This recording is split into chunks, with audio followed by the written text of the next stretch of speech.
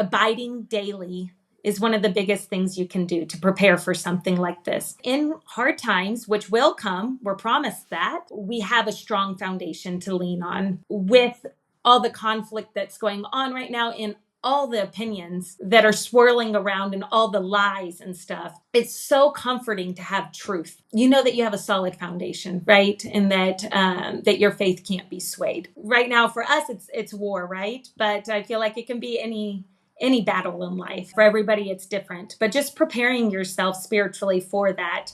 And that's what's going to help get you through the darkest times.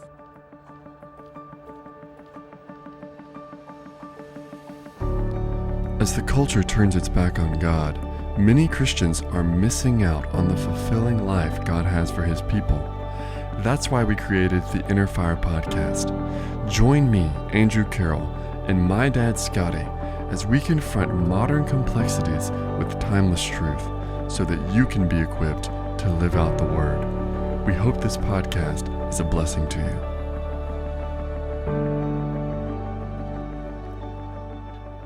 So hello, welcome to the Innerfire Podcast. We are just thrilled to have Jen Grigorean with us today. Jen is an American citizen who lives in Israel. She's a mom with a husband and a family there in Israel. We're going to let her give us her full background in a minute. She is also an Israeli citizen, having recently earned her citizenship there. So she has a dual citizenship.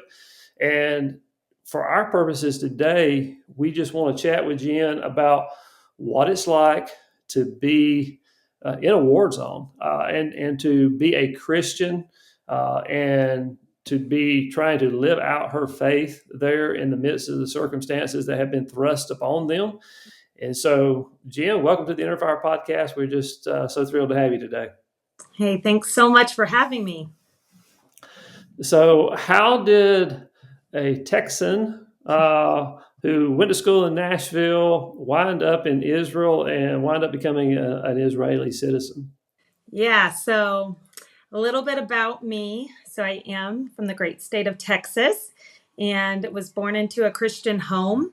And my dad actually, he runs a discipleship program. And each year he would take his team to Israel. So he goes kind of to Israel every year to do the typical tour. And so I got to join him 1 year after I graduated college back in 2015. And just kind of fell in love with Israel after going on tour and just wanted to learn more about the Jewish people, the connection to Christianity. And that kind of ultimately led me to coming back to Israel to do a 9-month international program at a Christian school here. It's called Israel College of the Bible. And we were in a little city on the coast called Netanya. So I did that in 2016 through 2017. And in that course of time, I met my now husband, Ellie. He was actually in their Hebrew side and doing his undergraduate in biblical studies. And so our schedule kind of overlapped a little bit. And so we met through that. And we got married at the end of 2017. And then I moved to Israel in, February of 2018. And I've been here ever since. So almost 6 years now. We have 2 little boys, a 4-year-old and a 2-year-old, and they're precious, with a lot of energy. So yeah, that's kind of how the short version of how I came to be in Israel. We live in Jerusalem, right? Kind of smack dab in the middle of Jerusalem. We're about 2.5 miles from the old city. So, you can kind of see from our window this old city walls with the Dome of the Rock and everything. So live in a really cool, history-rich area for sure. Very much so. So now your husband, tell us just a little bit about him because he was not a natural-born Israeli citizen either, correct? No. So he has a very long story too of how he is actually here in Israel, but he's Romanian and was born in Romania. And his parents actually came to work in Israel after the fall of communism in Romania. So his mom, though, when she got pregnant, went and had him back in Romania and left him with grandparents in Romania until the age of 3, when he joined his mom and his dad here in Israel. And he's been here ever since. And through a really just long, crazy story that only God can really write, they were able to stay in Israel. So his parents are actually not even citizens. They're just permanent residents. But Eli earned his citizenship when he did the army, when he was like 18 or 19. And so now he's a citizen. His parents are not. And then his younger sister, who's about to go into the army, she will get her citizenship too, about halfway through the army. So just to give us a reference point, I guess, to start, you've got a 4-year-old, a 2-year-old. I'm assuming you're living kind of a normal life. I mean, what does your life look like compared to, say, what you might expect a typical American life to be? Is it very similar, or is it somehow vastly different living in Israel? Wow, that's a good question. Coming from Texas, I would say it's vastly different. I did not grow up in like a big city life. So that in itself is already very different. We live in cramped space here. So we're in a small apartment together where I'm used to big open space. We do a lot of public transportation around.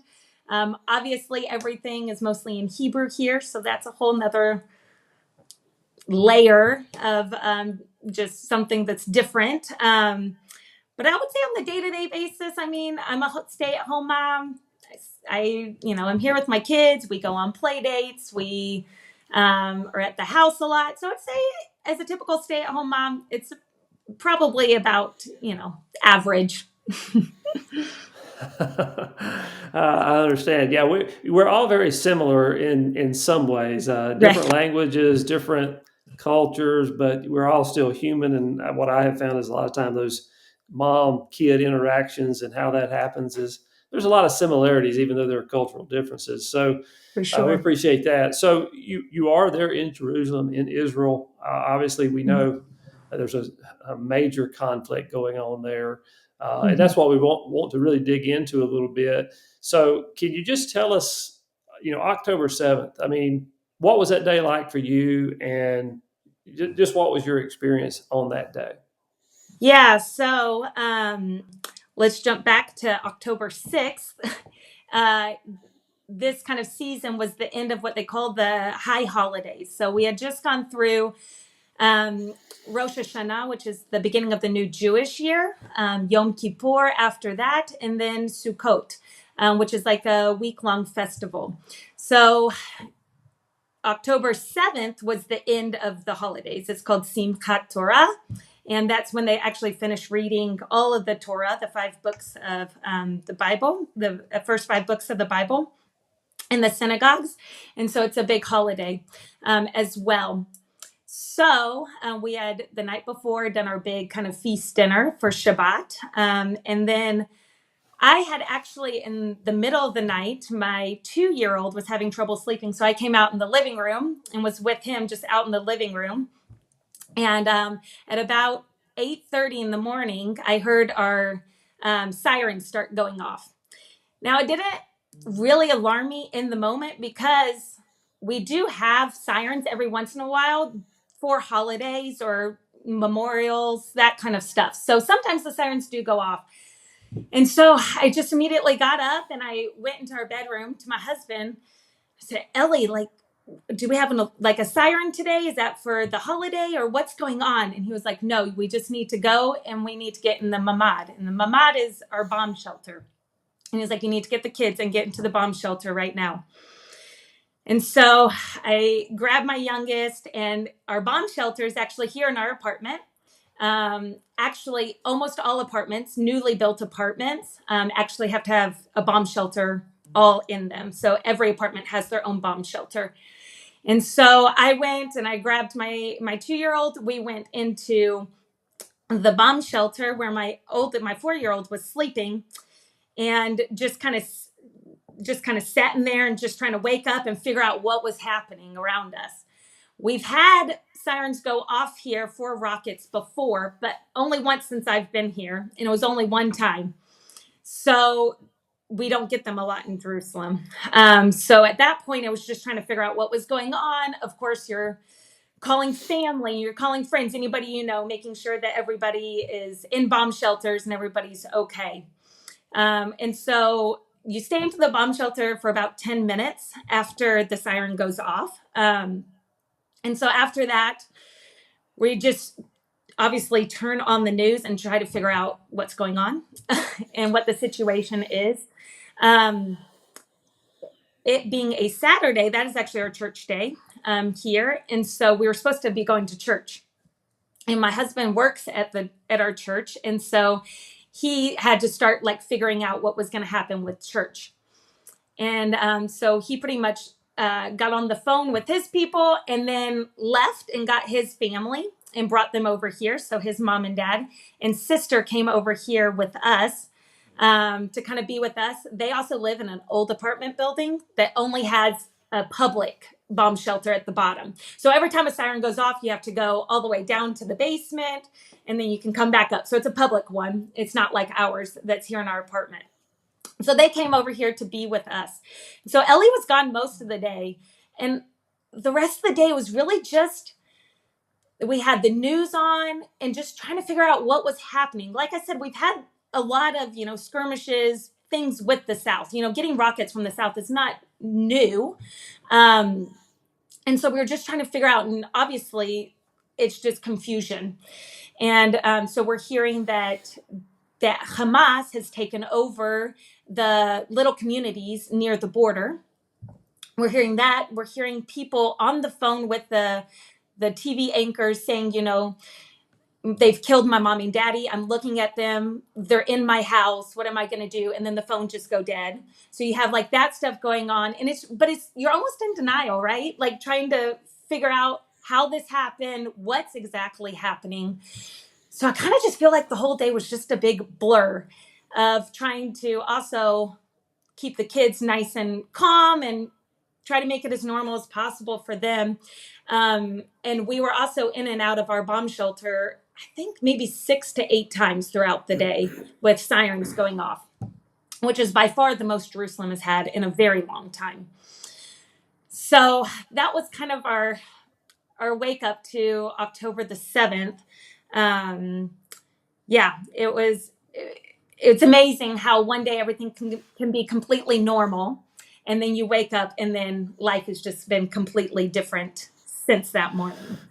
Well, you get in a situation, kind of what you're describing, it's kind of like surreal. It's like, this is happening, but it doesn't seem like it should be happening. And is it really happening? Am I having a nightmare? Is it a dream or what? So I can imagine the confusion and just the how that might have gone.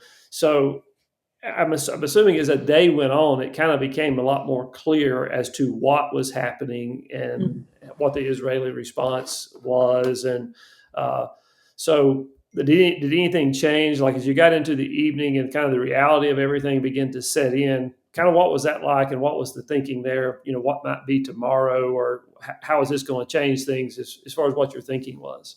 Yeah. So as the day went on, and I'm in communication with some of my friends, when I knew it was actually pretty serious was when my friends are saying, my husband's being called up, which you never I've never heard of that happening.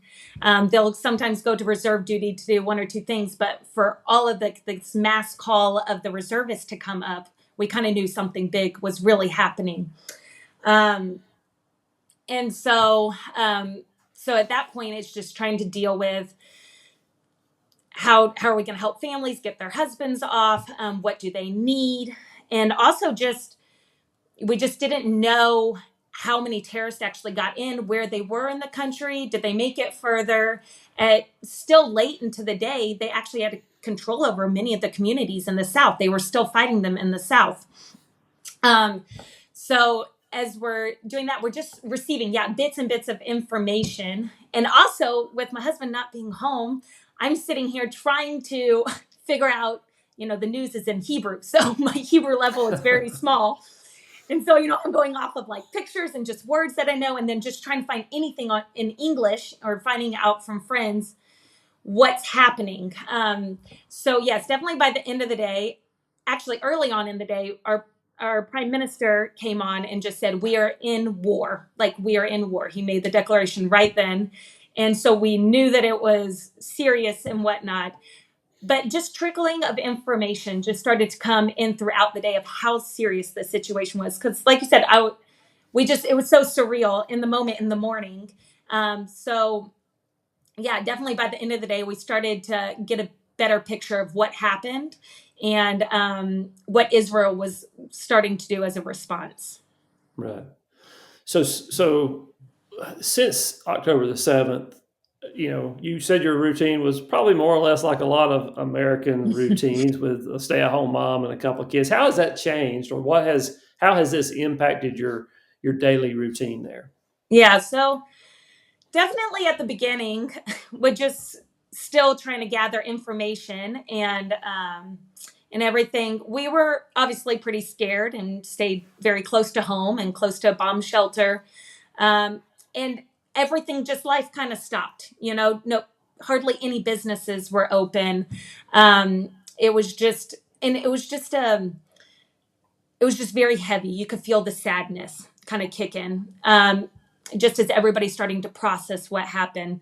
So I'd say definitely then it was just, yeah, trying to be smart and wise about what we were doing, being at home, and then also just trying to take care of the families, my friends whose husbands had been called up, what they needed, and how to make their situations the best in light of what was happening.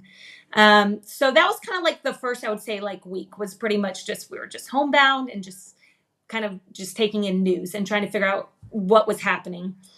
I would say now, about, what are we, like a month and a half in, I would say things have slowly started to return to normal here in Jerusalem.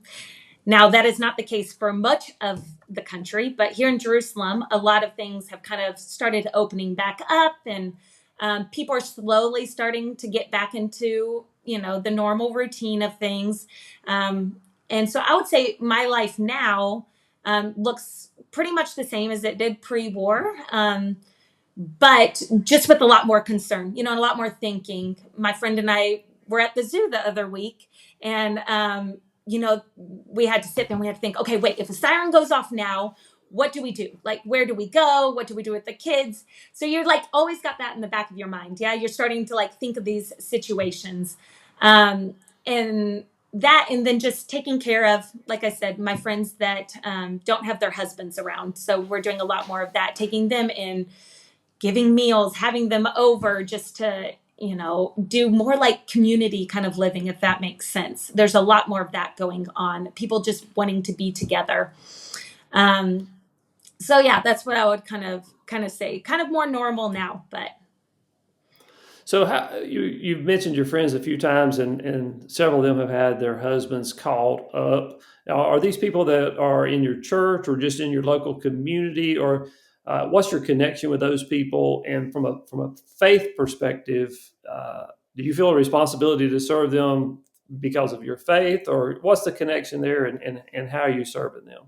Yeah, so these friends are actually part of my Bible study. So yes, from our church, and we have a group of Bible study girls, and so two of them, their husbands have been called up. And so one of them has 5 young kids and the other one has 2 young kids.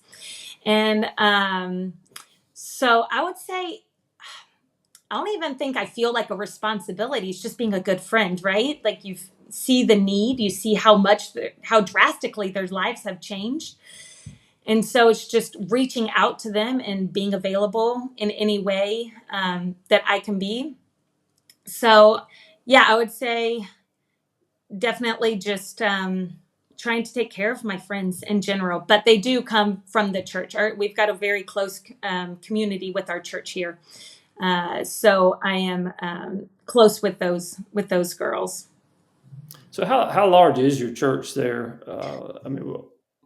Yeah, so it's a little bit hard. I think the local part of the church is about, I would say, like 200 families, maybe, give or take.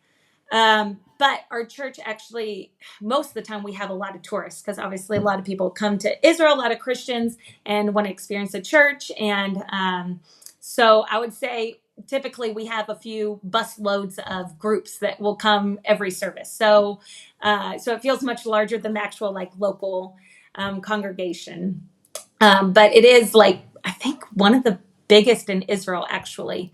So we're a nice sized congregation here.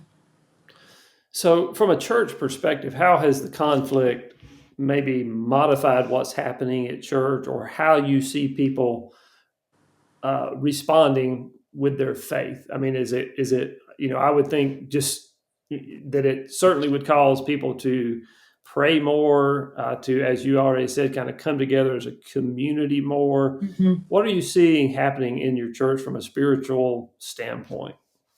Yeah, so our church, I mean, as soon as it happened, our church responded, right? And just floods of people from the church are just asking, how can we help? How can we help? How can we help? So I feel like that was kind of at the beginning, was just trying to put together groups of people. Okay, these people are going to be responsible for cooking meals for people, anybody who needs meals. These people are just responsible just for calling families and seeing what are your urgent needs right now. We've got other ones that are setting up activities for kids and trying to keep them busy, especially the first, I think 2 weeks, the first 2 weeks, there was no school for kids. So there was a lot of need for just babysitting or just doing things with the kids to make them kind of have a normal routine. So the church definitely just immediately responded. Also going to bases and meeting soldiers and helping out in any way that they need, if they needed medication, if they needed other equipment, just providing any needs that needed to be met. And that's what we're still doing today. So each week, I mean, they're cooking for all the families that don't have husbands around or just in need. Also, with the war, you have to think of so many people have lost jobs, right? The tourist industry has completely collapsed during all of this and stuff. So there's also people just in the church that just need help because they don't have jobs anymore, and so they're trying to figure out how they're going to pay rent and get groceries and stuff. So there's a lot of that stuff too going on, and our church is definitely helping in that way.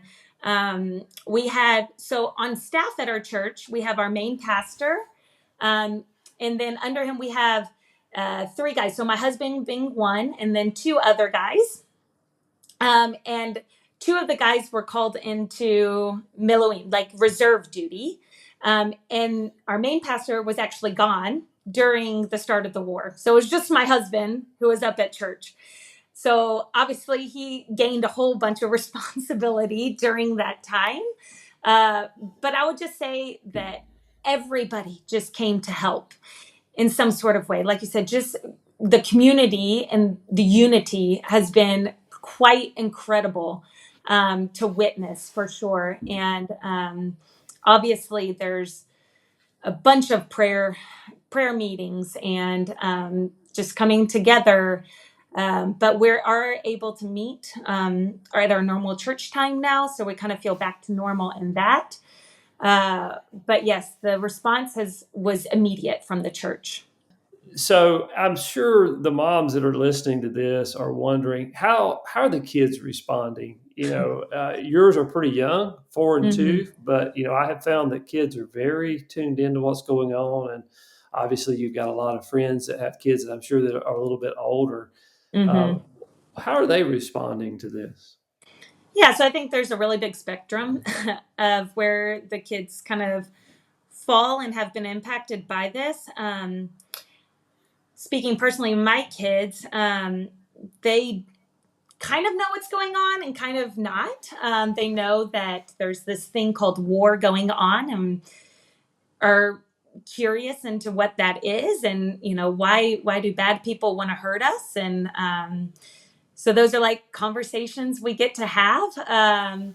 They also, yeah, like you said, they absorb a lot more and they know more than you think they let on. My son is obsessed with drawing rockets. So all of his drawings right now are rockets and fires and the good rockets versus the bad rockets. Those are the games that he plays right now. So you know that they're definitely thinking about it. But I would say I don't sense fear in my children much. Yeah, the sirens are actually, they kind of like think it's a fun game. Like when the sirens would go out, they're like, oh, okay, we run to our room now, and we sit in here and we just kind of like, my son's like, oh, look, I can hear the boom, boom, boom, in the air of the Iron Dome intersecting the rockets. So yeah, it's definitely on their minds, but I don't think it's created a sense of fear in my kids. But we've definitely had to have a lot of conversation.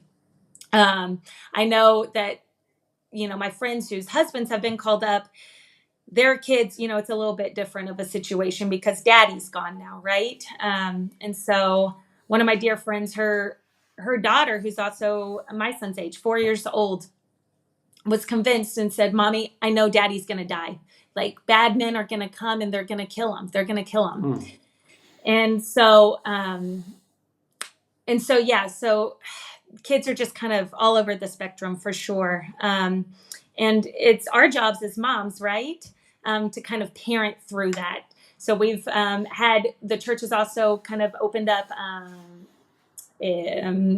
like Zoom calls on how to parent through traumatic times like this, what you can do. So it's been definitely a learning opportunity for me, for sure. Yeah. Yeah, I was going to ask about that because I was, curious as far as the church goes and kind of your weekly services and your Bible studies. Has this shifted the focus? I mean, are the topics different? Are we speaking more about how to, deal with fear and what God says about these things, or is it kind of business as usual? I can't imagine it would be, but what does that look like inside the church? Yeah, so obviously the first week, that was of course the topic, and we actually had to meet on Zoom through that. We weren't allowed to be in the building, but yeah, that's definitely on. That's the only thing people are thinking about now, right? Is war. So it's definitely more centered towards that, and yeah, how to deal with fear, and just a lot of reminding of God's truth and his promises. And we've looked a lot at the story of Jehoshaphat, King Jehoshaphat, and when he was against a big army, what did he do in response to that? And we should follow that, and so they were called to pray. And so that is what we feel as a church that we can really do right now, is just to pray and call upon the Lord. And also remember that this is God's battle, right? It's not ours. This is God's battle. And yeah, so just staying close to those truths for sure is really what I feel like the church is focusing on, and just making sure we're not putting our faith and our security in our military, which has kind of already failed once, right? That was like the whole start of this, was a big just intelligence failure and whatnot. So just reminding us that that's not where we should put our security and our faith. Our faith should be in the Lord. And so just reminding in all of this and all of this fear, that's a really comforting thing to look back upon. And would you say for you personally, I mean, are those lessons that you're learning through those teachings, I mean, is that the main thing that if you said, what's kind of my spiritual takeaway from this, would it be those same things? Or maybe is there something more personal to you that you say, this is something I've really learned over these last 6 weeks that have helped me? Yeah, so I would say those are definitely some of the big ones that I've hit on. Obviously, God is sovereign. Another one is that God has a plan for Israel, which is another thing that we've talked about in the church, and that God has Israel here for a purpose. He's not done with Israel, that there's a future for Israel. So that's been another big truth we've been leaning into. And I think for me personally, it's just been that God is good, even in hard, difficult times like this, God is good. And that in light of the circumstances, that can't that can't change the way that I think about God, if that makes sense. So I have to just remind myself in the midst of all of this darkness and sadness and trauma that's happening in this country right now, God is good.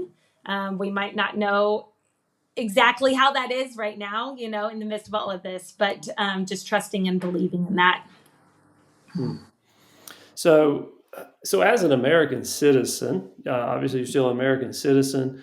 I'm assuming if a plane was available, you could get on a plane and come back to the U.S. That we would welcome you back here as a U.S. citizen along with your family. You're not doing that, obviously. Do you get questioned about that? I mean, hey, why don't you get on a plane and come to the U.S. and kind of let things settle down? And if so, what's your answer? Yeah, so I definitely get that. Sometimes I think my parents get that more than I do, actually. So that's always the first question is, when is she coming home? Yeah, so I would say, though, it has not been a thought that's run through my head this whole time of going home, because this is my home, right? And I'm around people that I love and that need me right now. So I have not felt a sense of urgency to leave or anything like that. And I think also where we are in Jerusalem, we haven't seen, besides the first day, we've had very few things kind of like right here in Jerusalem. So I would say we feel safe where we are. I don't feel like, we're under, constant threat all the time.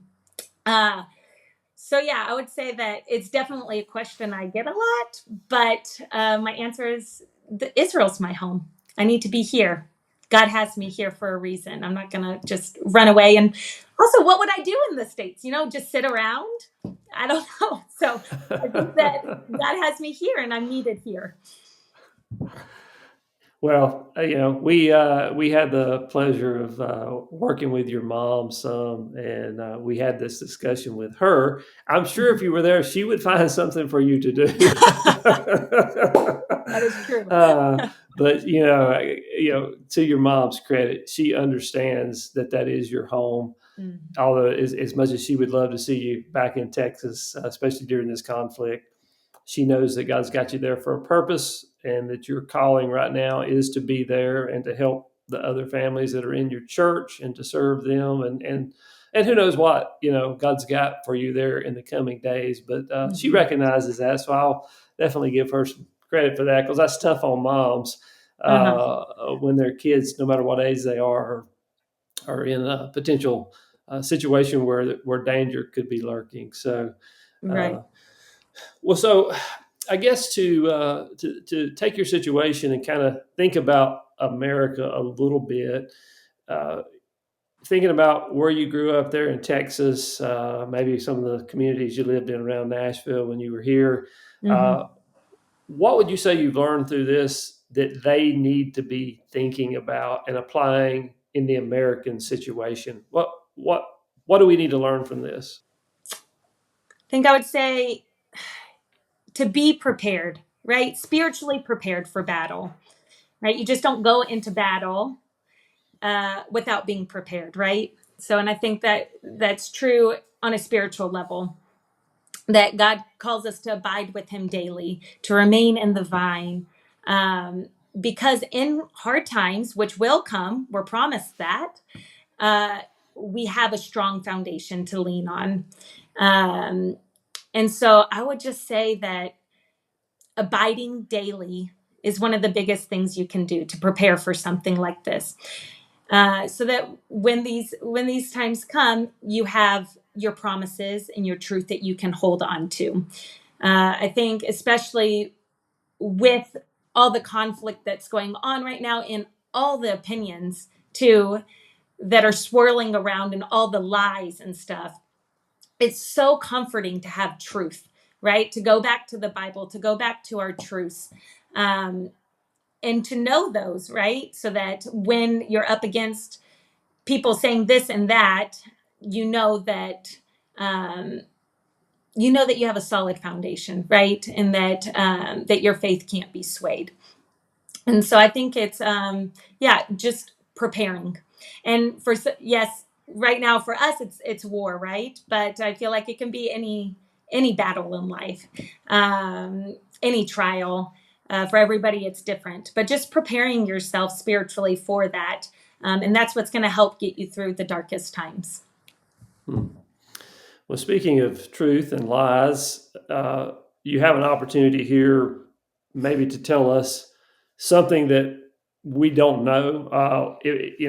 We watch the news, but quite honestly, we don't really get a story like yours from the news.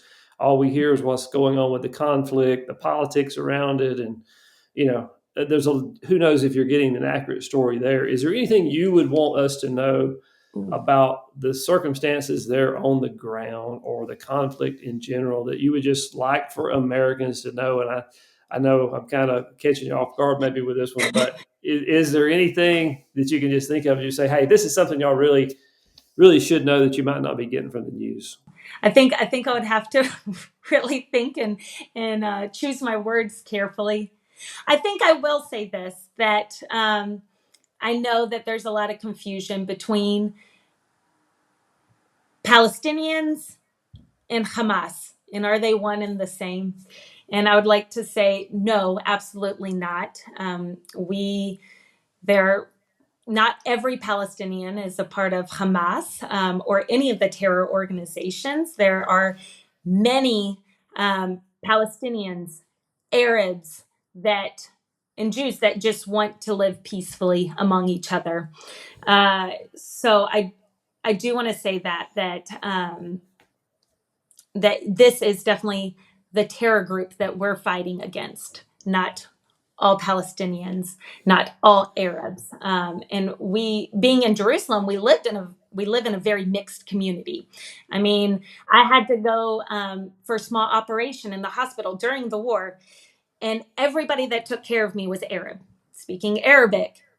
All my nurses, my doctor, everybody. The people that clean our house are Arab, and we have great relations, and they're just wanting to live peacefully among us, right? So it's a lot more complicated, I think, than them versus us.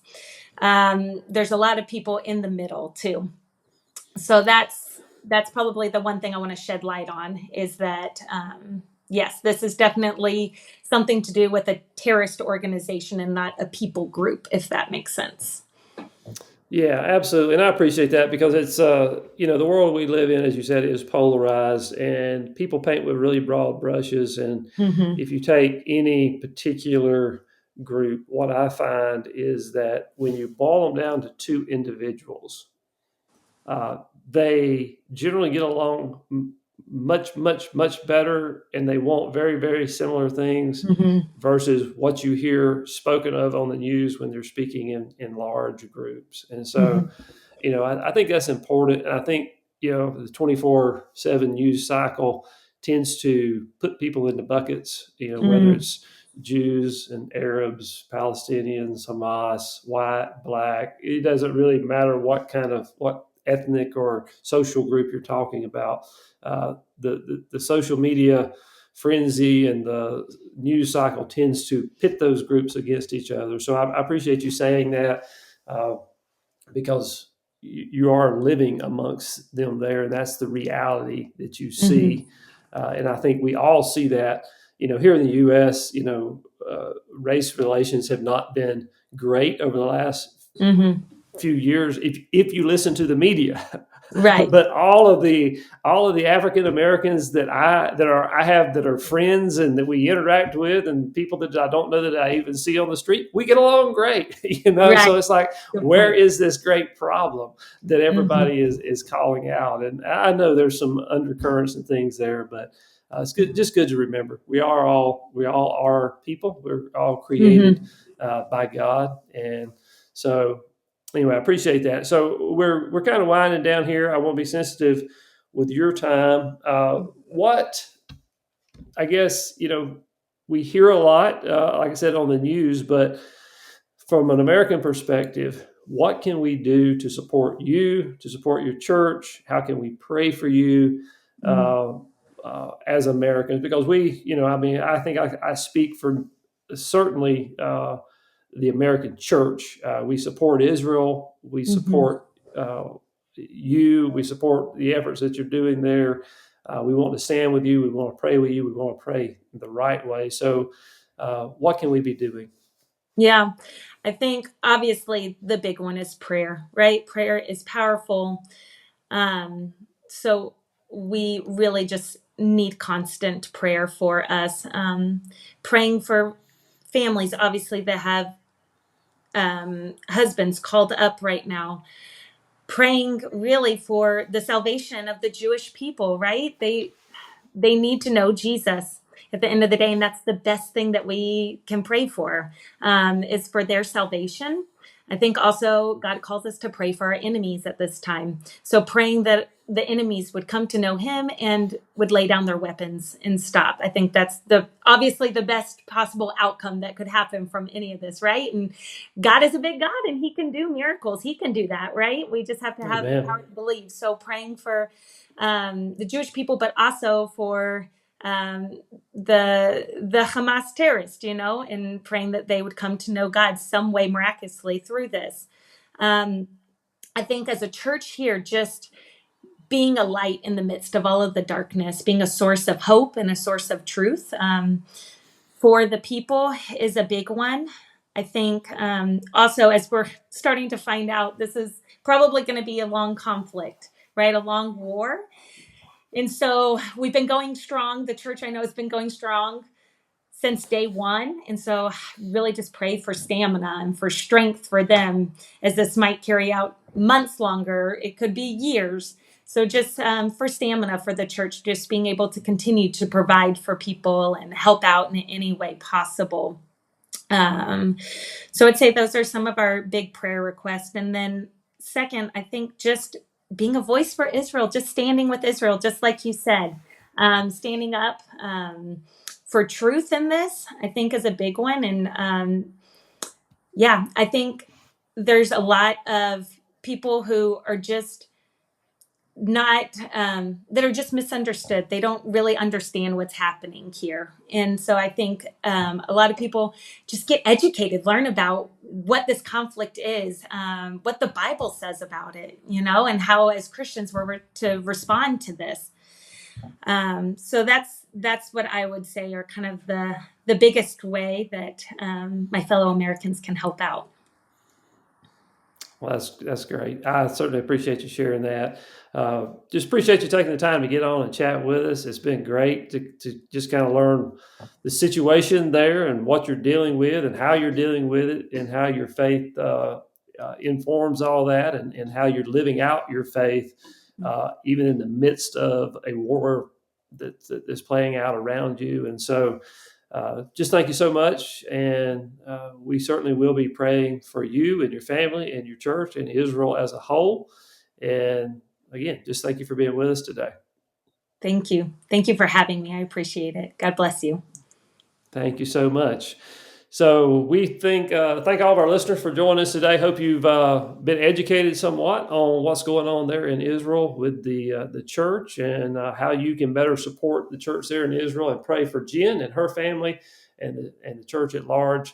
So if you enjoyed the podcast today, we encourage you to share it with someone else. Maybe they would also get a blessing from it. And you can give us a 5-star rating or give us a comment. We would appreciate that as well. That helps share the message. So thank you for listening. And until next time, God bless you.